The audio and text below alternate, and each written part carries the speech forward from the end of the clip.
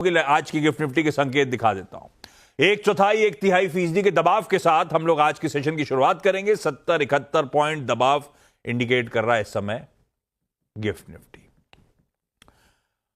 हरमास बगल में बैठे हैं, ग्लोबल मूड ये सेट करेंगे। हरमास से जान लेते हैं, हरमास मूड कैसा है, क्या चल रहा है?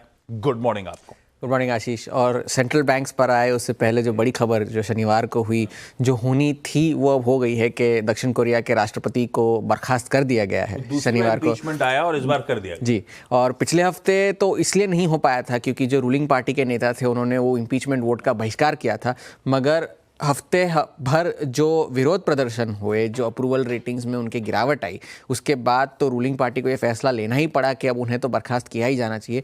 तो इम्पीचमेंट मोशन के पक्ष में 204 वोट पड़े और उसके खिलाफ केवल 85 वोट पड़े। तो अब उन्हें बर्खास्त कर दिया गया है और हैन डक सू जो कि प्रधानमंत्री है, अब वो राष्ट्रपति का कार्यभार संभालेंगे। मगर अब भी उनकी वापसी के चांसेस है क्योंकि संवैधानिक कोर्ट जो है दक्षिण कोरिया की, उनके पास अब 180 दिनों का वक्त है ये फैसला करने के लिए कि या तो उन्हें बर्खास्त कर दिया जाए फॉर गुड या तो उन्हें फिर से बहाल कर दिया जाए, जिसके चांसेस अब थोड़े से कम है। यदि उन्हें बर्खास्त कर दिया जाता है तो उसके बाद 60 दिनों के अंदर एक नए राष्ट्रपति का चुनाव होना चाहिए, ये कानून कहता है। तो ये दक्षिण कोरिया में हुआ। अब दक्षिण कोरिया में बाजारों में क्या रिएक्शन आया? वॉन आज मजबूती के साथ खुला है, कॉस्पी मजबूती के साथ खुला है और कॉस्पी ने जो 3 दिसंबर के बाद तक के जितने सारे लॉसेस थे वो सारे रिकवर कर लिए हैं। आज 5वें दिन लगातार बढ़त के साथ कामकाज कर रहा है कॉस्पी। दूसरा सबसे बड़ा जो ग्लोबल इवेंट है वो है फेड, जो गुरुवार को नतीजा आना है फेड का। 25 बेसिस पॉइंट्स की कट तो प्राइस्ड इन है ही, मगर जो एनालिस्ट है स्ट्रीट पर वो ये कह रहे हैं कि एक हॉकिश कट आने की संभावना है। हॉकिश इसलिए क्योंकि अगली बार 2025 में शायद ये फेड जो है वो ब्याज दरें ना काटे, या ट्रम्प के आने के बाद क्या होगा, कमेंट्री कैसी होगी, उस पर बाजार की ज़्यादा नज़र होगी। जेरोम पावेल ने तो कह दिया है कि हम हमारी जो आज़ादी है उसे बरकरार रखेंगे, राष्ट्रपति चाहे जो हो, मगर कमेंट्री आगे की जो है, क्योंकि अभी भी 2% के लक्ष्य से काफ़ी दूर है फेड महंगाई के आंकड़े से, और जो कि बेरोजगारी के आंकड़े हैं वो भी थोड़े से ख़राब आए हैं इस महीने। तो देखना ये है कि इस बार फेड तो 25 करेगा ही, मगर आगे क्या करता है ये देखने की ज़रूरत है। तो इस वजह से जो अब ये आशंका है कि फेड शायद 2025 में ब्याज दरें उतनी ना काटे जितनी की पहले आशंका थी, तो ट्रेजरी यील्ड जो है उनमें गिरावट फिर से शुरू हो गई है।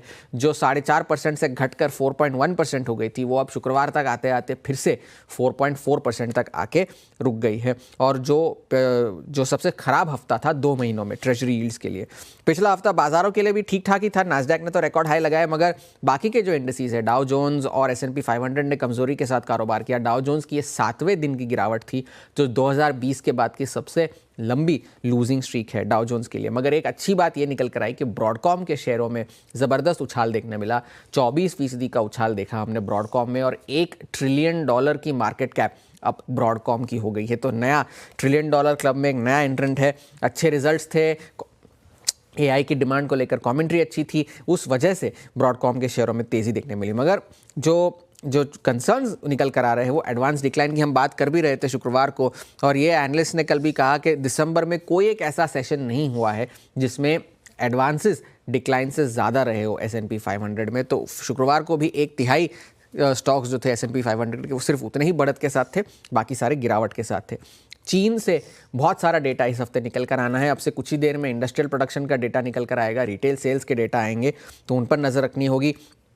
जो 10 ईयर उनकी यील्ड है, बॉन्ड यील्ड है, वो 1.8% के नीचे निकल गई कल पिछले हफ्ते, जो कि इतिहास में पहली बार हुआ।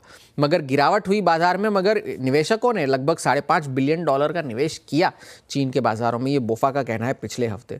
तो अब सेंट्रल बैंक्स के नतीजे हैं, Fed, BOJ, Bank of England को छोड़कर और 19 सेंट्रल बैंक्स हैं जिनके नतीजे आने हैं इस हफ्ते, तो उन पर नज़र होगी।